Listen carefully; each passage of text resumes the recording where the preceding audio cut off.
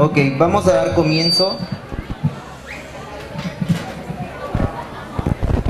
Vamos a dar comienzo con la investigación posmoderna presentada por la maestra Gloria Mendoza Magaña. Un fuerte aplauso, por favor.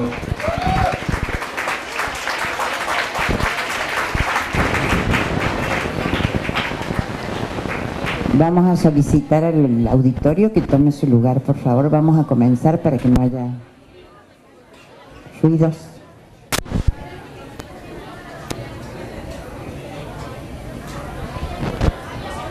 Bueno, continuando con nuestros trabajos, tengo el gusto de presentar hoy a la maestra Gloria Mendoza Magaña, quien nos va a compartir los resultados de la investigación realizada recientemente, cuyo nombre aparece aquí en las pantallas: las terapias posmodernas, una visión alternativa para las prácticas psicoeducativas. Bueno, nosotros conocemos muy bien a la maestra Gloria Mendoza Magaña en la Universidad Pedagógica, Unidad 112, dado que ella es la coordinadora de la licenciatura en Psicología. La maestra Mendoza se ha formado en la Universidad Latina de México, primero como psicóloga educativa y posteriormente como maestra en terapia familiar. Pero su formación académica se ha enriquecido con su participación en numerosos talleres, cursos, seminarios y congresos que han abordado temáticas amplias y diversas: los grupos de aprendizaje, los retos educativos, las estrategias de aprendizaje, las problemáticas familiares, las prácticas educativas, etc. En su vida profesional destaca su experiencia en el campo educativo, en el nivel medio superior y en el superior, donde se ha desempeñado y se desempeña como docente y como orientadora educativa. En la presente ocasión, la maestra Gloria nos presenta su investigación Las terapias posmodernas, una visión alternativa para las prácticas psicoeducativas, en la cual presenta una serie de reflexiones desde la perspectiva de la posmodernidad sobre la terapia familiar, sobre la manera en que se presta el servicio de apoyo a las madres de familia que acuden a los servicios psicoeducativos en un centro de servicio a la comunidad que forma parte de un programa de extensión universitaria, uno de cuyos objetivos es la formación de profesionales de la psicología. En esta investigación se hace principalmente un seguimiento de las madres de familia, porque son las que primordialmente acuden a solicitar el servicio para sus hijos, además de que son ellas quienes acompañan a los niños a sus citas con los psicólogos practicantes que los atienden. Algunas de las preguntas que impulsaron a Gloria Mendoza a desarrollar esta indagación están relacionadas con el tema de cómo contribuyen las prácticas actuales al mantenimiento del déficit como eje central de la intervención con las madres, y cuál es la posibilidad de plantear prácticas alternativas que sean de utilidad en la solución de estas dificultades. Con ustedes entonces la maestra Gloria Mendoza Magaña. Bien, muchas gracias, maestra Cristina. Pues agradezco la oportunidad que me dan en este espacio, un poquito para compartir algo que pues surge de una serie de condiciones, ¿verdad?, del trabajo que he realizado durante muchos años en la parte pues de la experiencia profesional. Sí, como ustedes sabrán, ya con algunos de ustedes que he tenido la oportunidad de conversar, pues yo me he dedicado a la práctica particular desde el momento en que salgo de la licenciatura. Bien, un poquito platicando con la maestra Cristina, me decía, bueno, vamos a darle un poco el énfasis a la parte metodológica. En esta situación, bueno, yo quiero presentar pues estas condiciones de que son el cómo surgió el problema de investigación en mi caso. ¿Sí? O sea, surge de una condición de la experiencia laboral, de una condición de la práctica y del trabajo con otras personas, en donde empieza como a emerger una situación que no alcanzaba yo a responder y a saber cuál era la, digamos así, como la relación que existía entre la problemática que me estaban planteando mis alumnas, la problemática que yo había vivido a lo largo de mi trayectoria profesional y lo que estábamos necesitando en este presente. Cuando entro a estudiar la terapia familiar, bueno, surge de esta idea, bueno, ¿qué está pasando con la familia, ¿no? O sea, es realmente tan importante, tenemos que dejar de trabajar con el chico de manera aislada e involucrar a los padres, porque finalmente ellos son los responsables de una parte importante en su formación, y entonces como psicólogos nos debemos aproximar a esta relación. ¿De qué manera? Los padres acuden a nosotros pidiéndonos consejo, ¿sí? De qué es lo que deben o no hacer con los hijos. En mis épocas juveniles, así como ustedes, ¿verdad? Pues de repente mi autoridad en relación a la materia pues no era mucha, porque los papás decían, bueno, ¿usted tiene hijos? Y yo les decía, pues no. Y entonces decían, ¿qué me puede decir usted de cómo educarlos, no? O de cómo apoyarlos. Ahora a lo mejor con el tiempo pues ya tengo hijos, ya tengo esa experiencia, ya puedo entender a lo que se enfrentan, ¿verdad? Estas condiciones, ya me puedo poner en el lugar de ellos y saber qué se siente cuando los maestros nos mandan, ¿verdad?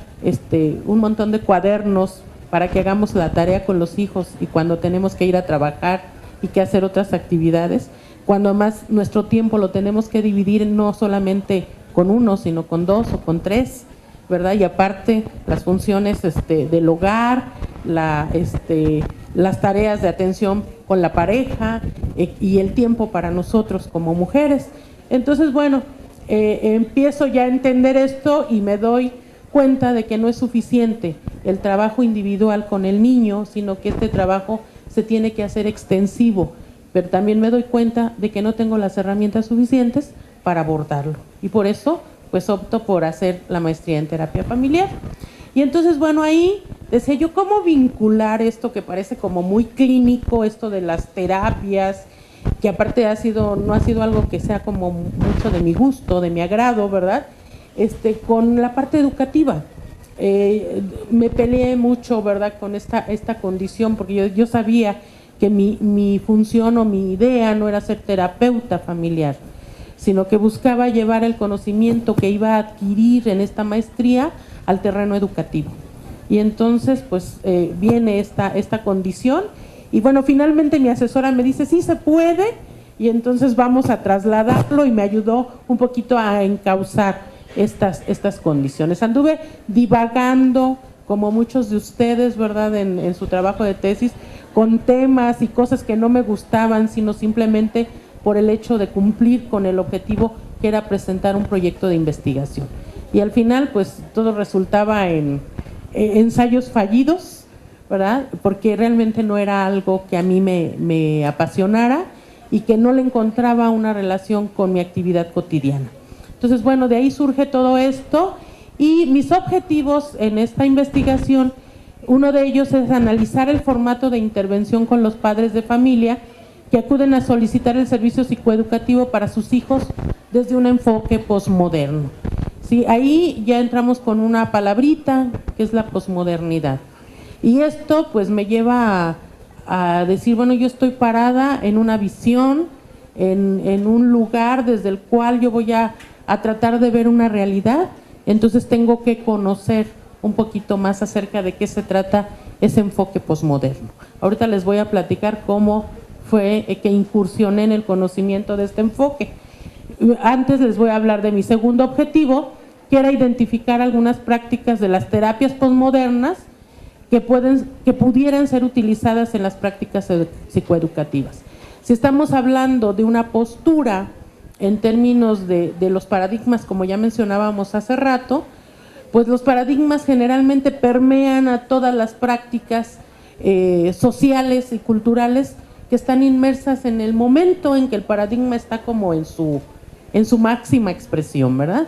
Y entonces pues no podemos saltarnos que si vivimos la época de la posmodernidad, aunque a algunos no les gusta el término, ¿verdad?, estamos teniendo prácticas posmodernas, ¿sí? Esta condición de ver que no hay verdades absolutas, ¿verdad?, de que cada uno tiene una realidad particular e individual que es susceptible de modificada y cambiada dependiendo de los espacios y de los entornos en los que nos desenvolvemos.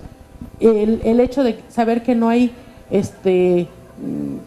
como la salud total, ¿verdad?, que era lo que nos prometían en la modernidad los avances científicos, de que no tenemos el bienestar, de que no hay una vida feliz así a la que vamos a llegar y que la vamos a lograr, sino que es algo que se construye cotidianamente, y que en la cotidianidad es como vamos construyéndonos, siendo personas, participando. Entonces, bueno, esa era algo que yo tenía que entender, sí, porque no estaba. Fer, ¿sí le das un clic, por favor?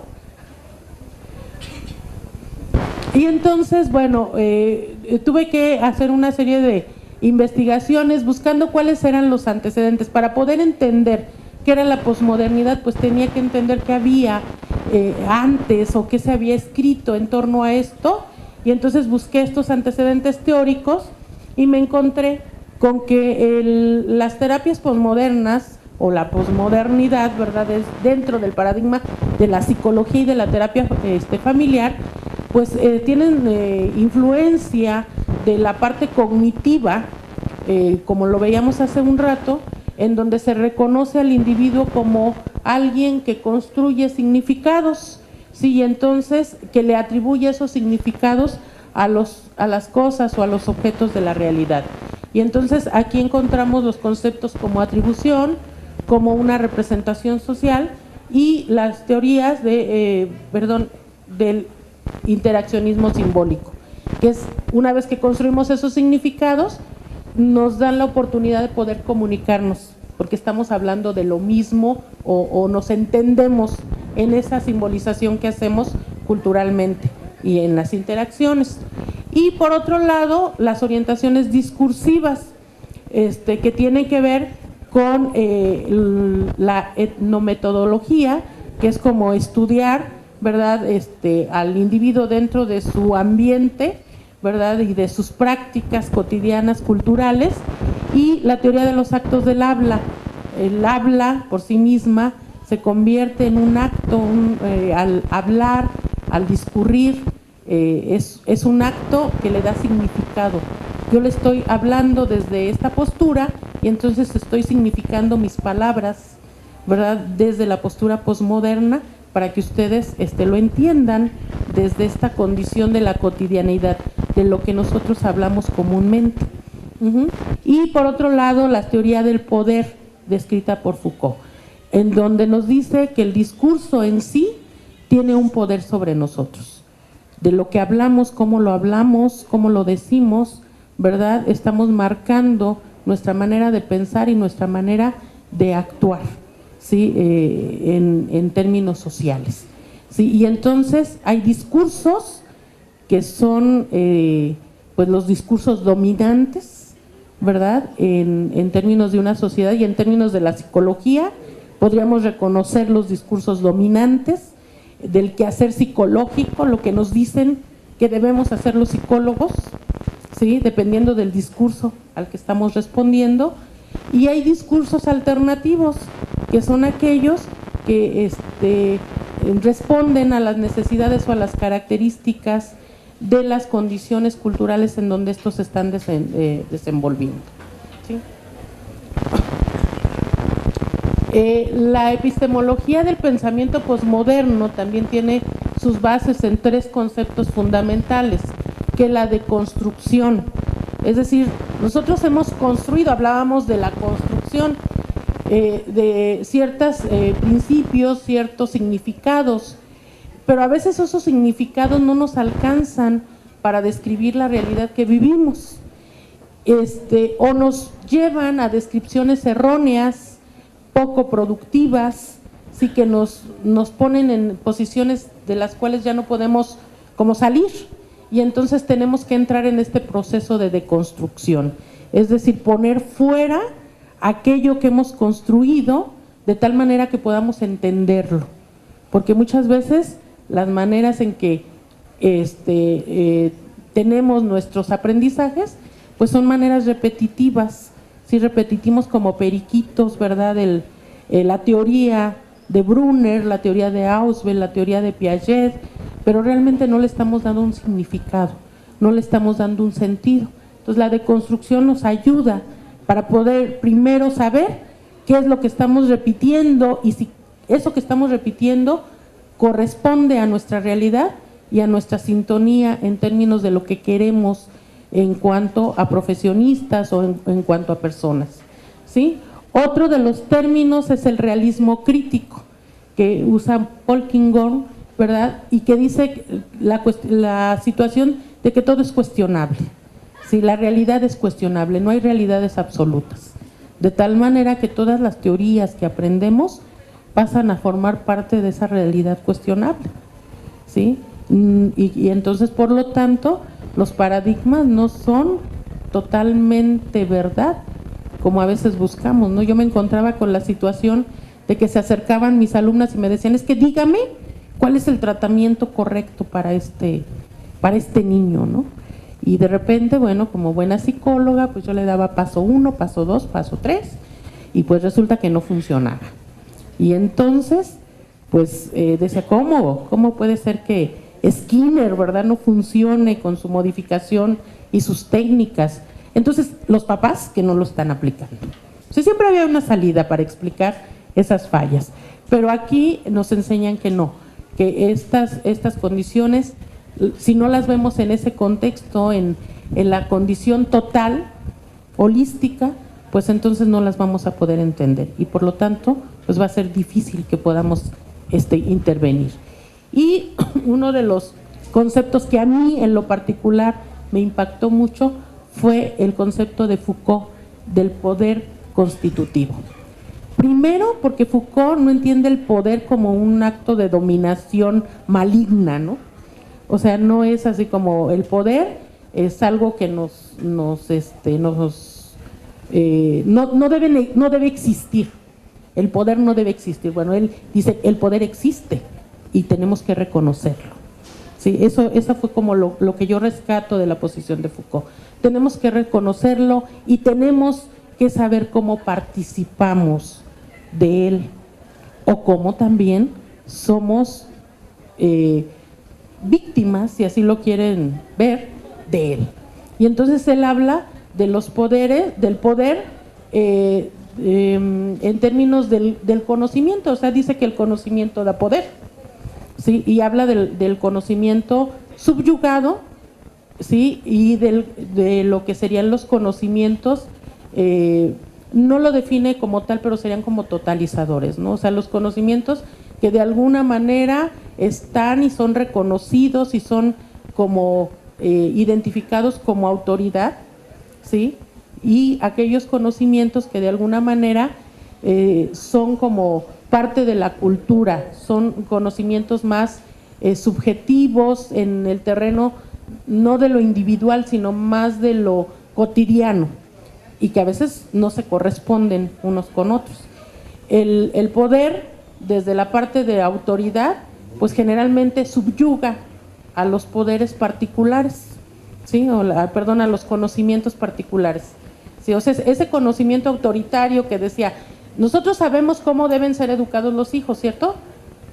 Sí, Piaget nos dice que el hijo debe de tener un contacto con los objetos y que el juego como parte importante y que Freud de verdad hablaba de que si se les ponían límites a los niños, de repente, bueno, lo hemos traducido, ¿verdad? Como que si se les ponen límites los traumamos y entonces esto empieza a formar parte de una historia, ¿verdad? Sobre la cual nosotros actuamos y entonces les decimos a las mamás, ¿verdad? Que se comporten de tal manera o que lo hagan de la otra y entonces las mamás dicen, bueno, él o ella me lo dice porque pues es el que sabe.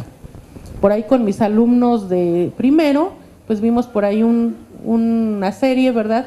De cómo nos no es la palabra, cómo evadimos la responsabilidad, ¿sí? Diciéndole, el otro es el que sabe, ¿sí? El otro es el que tiene la autoridad.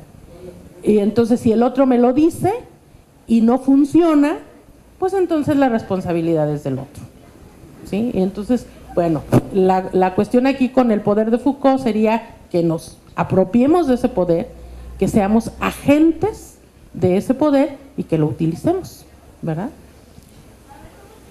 Y bueno, ¿qué pasa con las terapias posmodernas? Bueno, hay también una serie de conceptos que se retoman. Primeramente, este autor, Michael White, que es un terapeuta familiar australiano, ¿verdad? Y que dice que pues los sistemas humanos, ¿verdad?, se influyen mutuamente, que no hay una relación causa-efecto entre las dificultades que pudieran aparecer en una persona, sino es una relación circular, de tal manera que el individuo no, o sea, en la cuestión terapéutica no hay como un enfermo y alguien que lo enferma, ¿no? Entonces, sino y ese enfermo es así como un poco responsable de su enfermedad, digámoslo así, ¿no? Sino que en un sistema todos participan y todos se influyen mutuamente. Y entonces, pues él habla de estos conceptos, de la analogía, y él dice que dentro de las prácticas nosotros podemos ver a la persona y a su síntoma, o más bien a la persona y a su condición de diferentes formas. La podemos ver como una máquina que se descompone, ¿verdad? Y entonces hay que llamar al mecánico y arreglarlo. La podemos ver desde la perspectiva biológica, ¿verdad?, como un cuerpo que tiene alguna normalidad y que entonces también hay que llamar a un experto y hay que reconstruirlo y hay que arreglarlo, ¿verdad? O lo podemos ver como una persona que tiene una historia, ¿verdad?, y que esa historia está contada de diferentes maneras y que dentro de esa historia existen diferentes participantes, ¿sí? Y que lo que tenemos que hacer es saber cómo ese individuo se cuenta a sí mismo esa historia, ¿sí? Y cómo nosotros participamos del contar esa historia, ¿sí? Y entonces ahí nos sacan ya de esta posición en donde nosotros somos igual que los doctores o igual que los mecánicos, que vamos a arreglar los desperfectos de la gente. Sí, esto me encanta a mí en lo particular, porque me da, por un lado, una libertad en donde ya no me puedo sentir tan responsable única y exclusivamente de que las cosas fallen, ¿no? Sí, sino puedo compartir, y eso da otra perspectiva de lo que hacemos, chicos.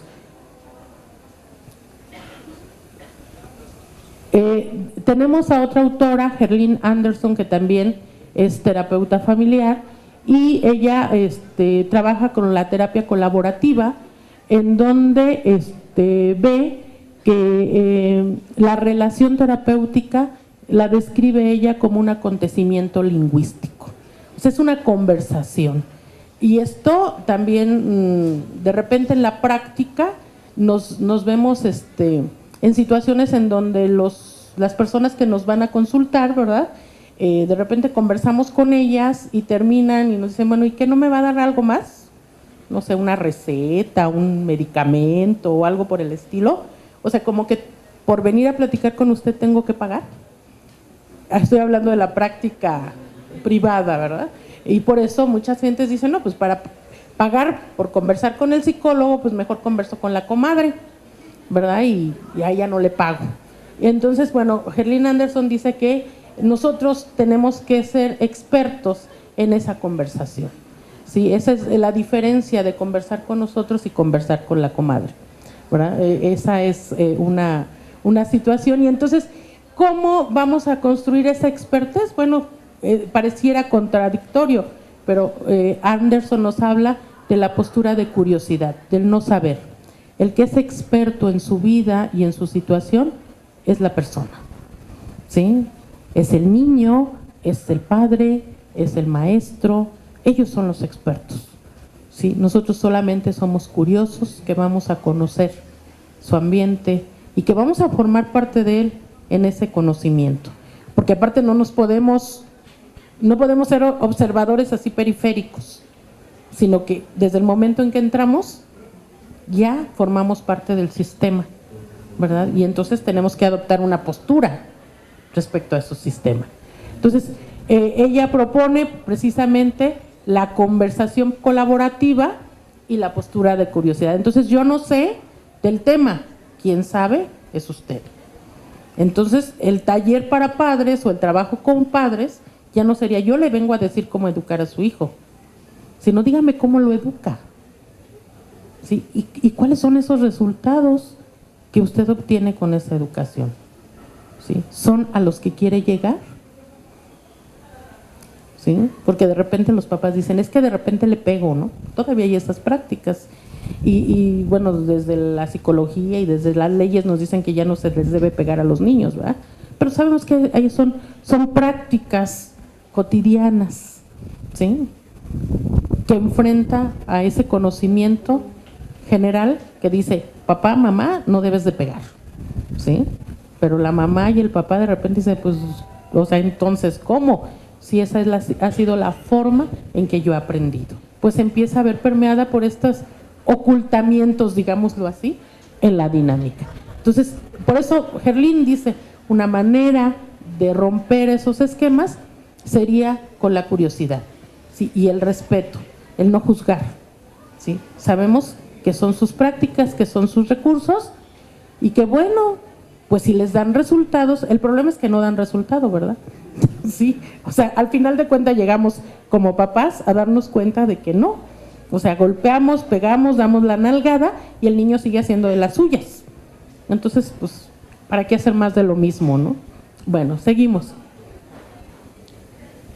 Otro de los autores es Kenneth Yergin, él es estadounidense y es uno de los promotores del construccionismo social, que a diferencia del constructivismo, marca como la posición de la creación del conocimiento en la interacción social, no en el individuo, no en la mente del individuo, no como lo veíamos hace rato, ¿no? De que yo retomo y construyo acá mis propios significados. Si bien es cierto a partir de lo que me da la sociedad o de lo que me da la cultura, pero yo como lo resignifico, ¿no? Él plantea que el significado está en en la interacción. Y entonces lo que tenemos que observar son las interacciones. Cómo la mamá se relaciona con su hijo, cómo el hijo se relaciona con su mamá, cómo se comunican entre ellos, cómo están construyendo los significados entre ellos, cómo familia y escuela están estableciendo esta relación, ¿sí? Cómo a través de las convivencias cotidianas están generando significados, ¿sí? Y están dando atribuciones, ¿verdad?, a los objetos y a las experiencias que rodean esa condición o esa situación en un momento histórico y en una situación determinada, ¿sí? Entonces, él es lo que nos habla, dice, la construcción de los significados lingüísticos dependen de las interacciones sociales. ¿Qué digo? ¿Cómo lo digo? ¿A quién se lo digo? ¿Y en dónde? ¿Sí? O sea, todos estos elementos tendremos que ir considerando, porque el niño, por ejemplo, cuando va con nosotros, no se comporta igual que como lo hace con su mamá a solas, ¿verdad? Y entonces tenemos que analizar esa situación en el momento en que está. No podemos hacer una generalización de que el niño es siempre así. Lo mismo los maestros, ¿verdad? En el salón de clases, que nos remiten a los niños por inquietos, bueno, ellos están reportando la inquietud que muestra el niño en ese momento y en esa situación. Y eso es lo que nosotros tendríamos que estudiar, ¿sí? ¿Cómo se da esta relación? Bueno, con todas estas herramientas, ¿verdad?, en cuanto a la comprensión de lo que era la posmodernidad, de cuáles eran los conceptos centrales de este enfoque o de este paradigma, perdón, el conocimiento de las diferentes teorías, pues me doy a la tarea de traducir o de ir incorporando esto a lo que era la práctica, al trabajo cotidiano que nosotros estábamos haciendo. Y entonces, ¿qué estamos analizando? Las formas cotidianas de interacción de los psicólogos que trabajamos en ese servicio psicoeducativo. ¿Cómo nos relacionamos con los papás? ¿Sí? Y cómo ellos se relacionan con nosotros. ¿Cómo contribuimos desde esta práctica al discurso del déficit? Sí, a esta creación de que hay niños que tienen déficits y que entonces por lo tanto no pueden acceder al conocimiento y por lo tanto tienen que ser tratados o atendidos de una manera diferente al resto de sus compañeros, ¿sí? Y cuáles son los efectos que tienen las preguntas que hacemos en el diagnóstico, ¿sí? Para poder identificar hacia dónde lo queremos llevar, ¿sí? Porque dependiendo de qué preguntemos y cómo lo preguntemos, pues van a ser las respuestas que nos dan, ¿sí? Y entonces podemos llegar a decir que este niño pues tiene un retraso mental, o que este niño tiene un problema de aprendizaje de la lectoescritura, o tiene un problema con el aprendizaje de las matemáticas, o tiene un problema a nivel de organización perceptual o espacial, etcétera, ¿sí? O sea, ¿qué es lo que estamos preguntando? Pues esas son las respuestas y entonces a partir de ahí construimos nuestro diagnóstico, ¿sí? Entonces, el lugar o el contexto en donde nosotros estamos trabajando, un poquito para ubicarnos, es un centro de servicios a la comunidad, en donde pues damos atención a personas que acuden, ¿verdad?, en demanda del servicio de la psicología educativa. Y como tal, pues el centro está desvinculado de las instituciones educativas. O sea, no trabajamos directamente dentro de la escuela, sino trabajamos como una instancia aparte, lo que trae como consecuencia una relación distante con los maestros y con la misma estructura escolar, ¿sí? Este centro de servicios a la comunidad pues tiene dos funciones. Por un lado, es un espacio de prácticas en donde los estudiantes que ahí trabajan pues realizan la labor supervisada por los docentes, ¿sí? Y de alguna manera, bueno, somos los docentes los responsables directos de lo que se haga o se deje de hacer en esa práctica.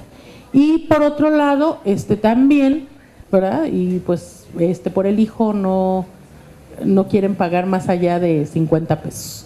Entonces, eso también nos habla de una condición de la percepción de lo que son las situaciones escolares y de cómo los padres llegan con nosotros aceptando o no que su hijo tenga alguna dificultad o tenga la necesidad de acudir a un servicio psicológico.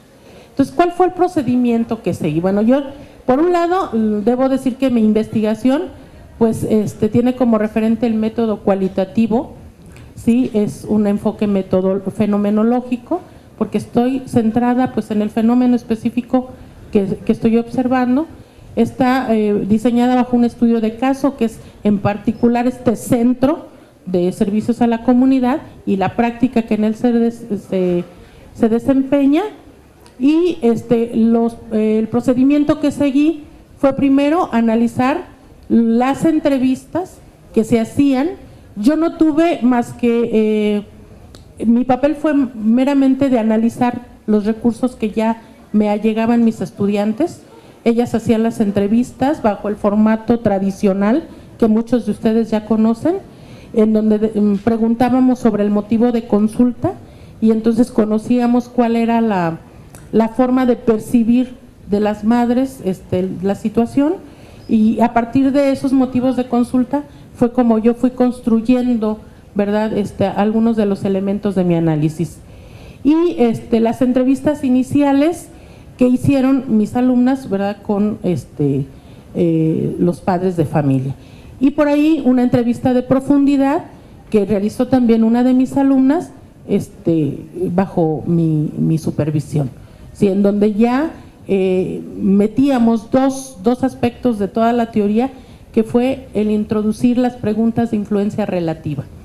Las preguntas de influencia relativa tienen por un lado como función ver los efectos que tiene la problemática en la vida de las personas, y por otro lado ver el nivel de agencia, ¿verdad?, que tienen las personas sobre la vida del problema.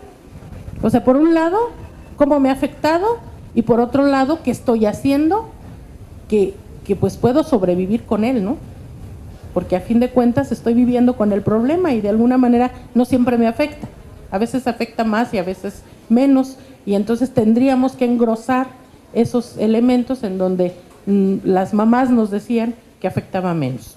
Pero vamos, la idea era ver si resultaba, ¿verdad? O sea, si de alguna manera veíamos una modificación en términos del trabajo y de esa búsqueda de compromiso que era como el objetivo último que estábamos siguiendo. Perdón, la anterior, por favor. Entonces, ¿qué fue lo que hice? Pues analicé los registros que hicieron mis estudiantes, ¿sí?, tomando en cuenta la categoría de análisis de cuál era la analogía utilizada en el discurso dominante. O sea, cómo nosotros, como psicólogos, o los maestros inclusive, nos estábamos refiriendo, ¿verdad?, a la problemática que se estaba presentando, cómo lo estábamos hablando, con esa analogía del mecánico o del médico, o de qué manera, ¿no? Por otro lado, era identificar la postura de las madres ante ese discurso, o sea, cómo se sentían ellas con ese discurso, ¿sí? También buscaba, se buscó en estos registros el tipo de conocimientos subyugados que reproducimos, ¿sí? O sea, nosotros como profesionales de la psicología, ¿qué tipo de mensajes o de discursos le estamos dando a las mamás y cómo con esos discursos también estamos construyendo una realidad de relación? Y bueno, ¿cuáles eran los efectos en la introducción de las preguntas de influencia relativa? O sea, cuando cambiábamos nuestra forma de discurso, ¿qué era lo que pasaba? ¿Sí?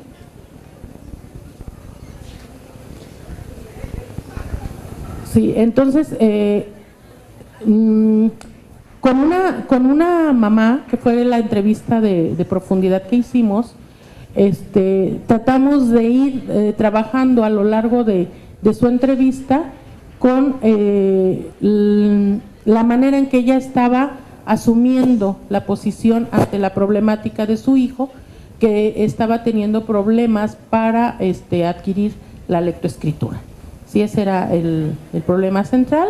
Y entonces ella a través de las preguntas, pues fuimos ayudándola a ver cómo ella caracterizaba esto, y encontramos cosas bien interesantes, desde cómo ella decía o reconocía el problema de su hijo a partir de las voces del maestro y a partir de las voces de su propia madre en la educación, de lo que era ser buen estudiante.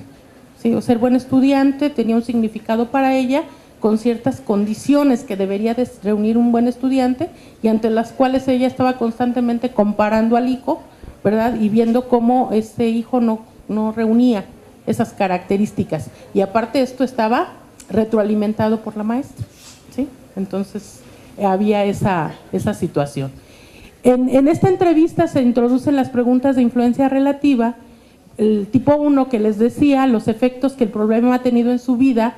Y entonces la mamá empieza a comentarnos cómo ella se siente triste, se siente desesperada, se siente sola, porque el esposo pues está como aparte, ella siente toda la responsabilidad de lo que pasa con su hijo, se siente culpable, que eso es una cosa que encontré en todos los discursos de las madres, el qué hice yo o qué estoy haciendo yo mal para que mi hijo tenga este problema.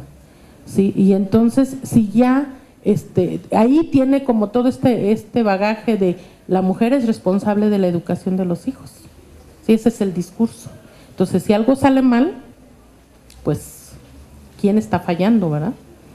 Y entonces entramos como en esa condición y nosotros escuchamos conversaciones. Yo les escuchaba con mis alumnas, ¿verdad?, que de repente decían, pues ¿cómo no va a estar el hijo así con esa mamá?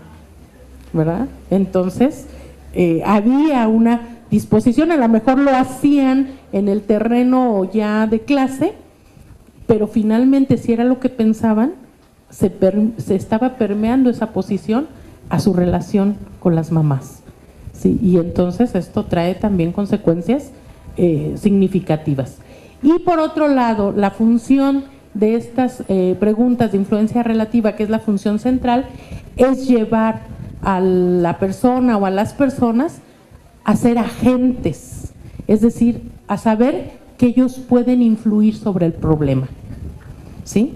Y que lo pueden hacer tan grande como ellos quieran o tan pequeño como ellos decidan, ¿sí? Y entonces, precisamente, las preguntas del tipo 2 estaban relacionadas con la manera en que las mamás, o en este caso en que esta mamá, ¿verdad?, había podido salir adelante, ¿verdad?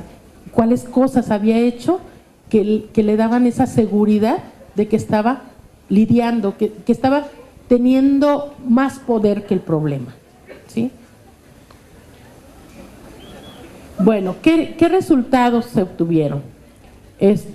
Bueno, primero en el análisis de la analogía nos damos cuenta que la forma en que estábamos abordando el trabajo, pues era un procedimiento basado en el modelo positivista de evaluación, en donde había una causa y un efecto, y entonces estábamos en esa analogía del mecánico o del médico, ¿sí? En el caso de la segunda analogía, que era la más cercana a lo que nosotros estábamos haciendo, pues somos los que íbamos a curar al niño, ¿verdad? O sea, íbamos a hacer unos cuantos pases mágicos y entonces el niño iba a dejar de tener el problema que estaba acusando, ¿no? Ponemos énfasis en el problema más que en las excepciones, ¿sí? Inclusive etiquetamos al niño como es un niño disléxico, es un niño con retraso intelectual, es un niño con déficit de atención, es un niño, ¿qué más decimos por ahí? ¿Qué otras etiquetas les ponemos? Hiperactivo, ¿sí? Y las mamás ya manejan nuestro lenguaje, pero sí, a la perfección, a veces hasta mejor que nosotros, ¿no? Porque ya se saben los diagnósticos, ya se saben toda la sintomatología, y aparte, nosotros como psicólogos no somos los únicos que contribuimos con ese discurso. Bueno, pues está el internet, están las noticias, está los libros, ¿verdad?, que nos hablan del niño hiperactivo, del niño con déficit de atención, y nos dicen cómo es. Y así como que las mamás empiezan así, dice que, no sé si no está sentado, palomita, ¿no? Dice que es impertinente, palomita, ¿no? Y entonces las mamás también se ponen con esa tablita a repasar todo lo que el niño hace, dejando de ver aquello que también hace y que es diferente a la sintomatología, ¿no? Entonces, por eso estábamos nosotros viendo que todas esas condiciones, los cursos, los libros que ponemos a leer a las mamás, etcétera, ponen énfasis en el problema, más que en las excepciones.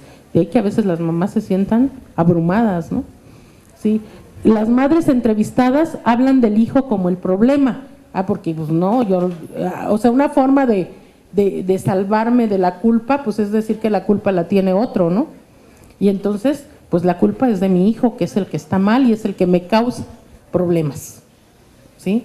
Su malestar, su situación, su síntoma me está causando problemas, ¿sí? Entonces él es el que está descompuesto, hay que arreglarlo, ¿sí? Y entonces hay que llevarlo con este doctor que va a hacer algunas cosas para curarlo.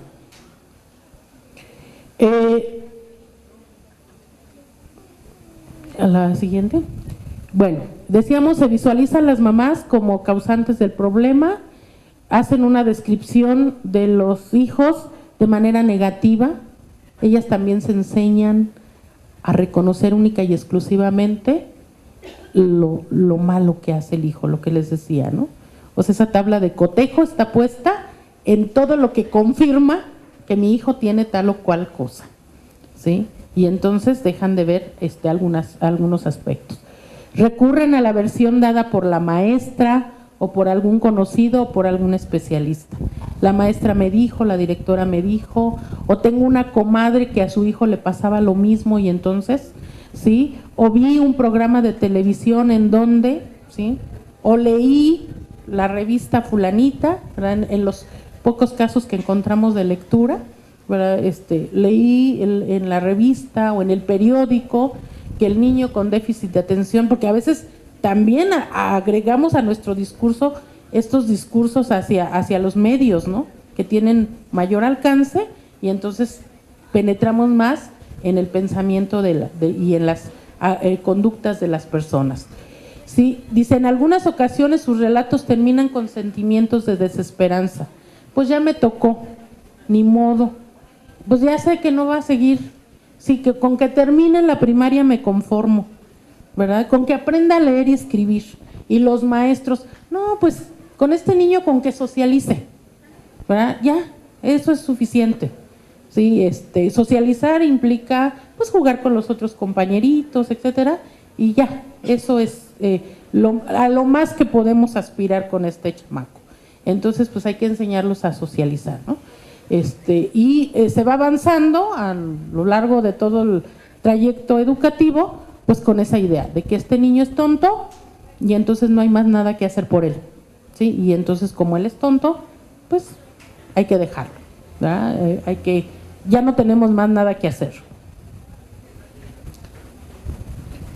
¿Qué pasó cuando incluíamos las preguntas de influencia relativa? Primero, les decía, logramos deconstruir el problema. La mamá con la que trabajamos empezó a darse cuenta de cómo ella había significado al hijo como un hijo con problema, ¿sí? O sea, en estas comparaciones que les hablaba, ¿no? Desde su propia infancia, cómo ella estaba comparando a ese hijo con todo lo que ella tenía como referente de ser buen estudiante, responsable, ordenado, porque aparte ya había tenido una historia peculiar en ese sentido, y entonces ella quería que sus hijos nacieran pues prácticamente siendo responsables, ordenados, etcétera, ¿no? Y entonces como este niño no reunía esas características, pues entonces estaba mal. Otra cosa que esto quiero les comentarlo, ya lo estamos trabajando posteriormente, la predominancia de los niños que están ahora, antes era el déficit de atención, sí, y la hiperactividad, ahora son los problemas de conducta, ¿sí? Tenemos niños de 2 años y medio, que llegan por problemas de conducta. Entonces, o problemas de lenguaje, ¿sí? Un niño, nos llegó una mamá con una niñita de 1 año 8 meses que tenía problemas de lenguaje y que se lo habían dicho en la guardería, ¿sí? Entonces, nada más que de repente parte de nuestro código ético, ya ves que implica no hablar mal de los compañeros, ¿verdad? Pero la pregunta es quién está en esa guardería, ¿sí? O sea, ¿cómo que mandan a una niña de 1 año 8 meses por problemas de lenguaje o a un niño de 4 años por problemas de conducta, ¿no? Entonces, pero hablamos de los discursos, entonces las mamás llegan con ese discurso y bueno, en este caso pues no era la excepción, ¿verdad? También ella tenía su parámetro y también tenía su punto de referencia en torno a lo que debería ser un buen estudiante y no se daba cuenta de y ponía atención más bien a todo lo que el hijo no hacía dentro de ese concepto de ser buen estudiante. Dice, se observaron los discursos que subyacen al concepto de buen estudiante, se permite identificar los ecos que resuenan en la construcción del problema, o sea, ¿qué otros discursos? ¿Sí? La maestra, la hermana, por ahí estaba la mamá, la misma abuela del niño, el papá que también tenía su discurso, ¿verdad?, al respecto, pero cuando se introducen las preguntas del tipo 2, en donde no se presenta el problema, esta situación, en donde aparentemente hay que controlarlo, empezamos a observar que la mamá cambia el discurso, ¿sí? Empieza a dejar de ver los factores negativos y empieza a ver que también, acompañando esos factores negativos y con igual importancia, existen cosas positivas. ¿Sí? Apareció la posibilidad de que el hijo sea diferente a lo que ella espera, ¿sí? O sea, ella casi que tiene que ser un retrato de mí, ¿verdad? Como como buena hija, como buena alumna o como buena estudiante, y pues bueno, resulta la posibilidad de que a lo mejor no, ¿verdad? O que a lo mejor el hijo pueda ser estudiante a su manera, ¿sí? Se empezaron a visualizar algunas pautas de excepción. La mamá dice, es que no le va tan mal en matemáticas, y es que además es bueno para dibujar, ¿sí? Cuando antes era malísimo en todo, ¿sí? O sea, no tenía una cualidad el pobre niño, ¿sí? Entonces, con estas preguntas empieza a ver la mamá que hay otras esferas que están presentes y que sí se están desarrollando, y que el niño tiene este proceso y estas posibilidades, ¿no? Y bueno, hasta ahí, en términos del trabajo de investigación, fue como darnos cuenta de que la manera en que yo pregunto tiene que ver con el tipo de respuestas que yo obtengo, ¿sí? Entonces me lleva a una serie de reflexiones en términos a nuestra práctica, ¿sí? Primero, que la realidad psicológica es una construcción sociohistórica, ¿sí? Entonces no tenemos realidades absolutas, sino realidades que se van construyendo, que se van transformando, que se van modificando dependiendo de los momentos y de los espacios de vida de cada uno de las personas.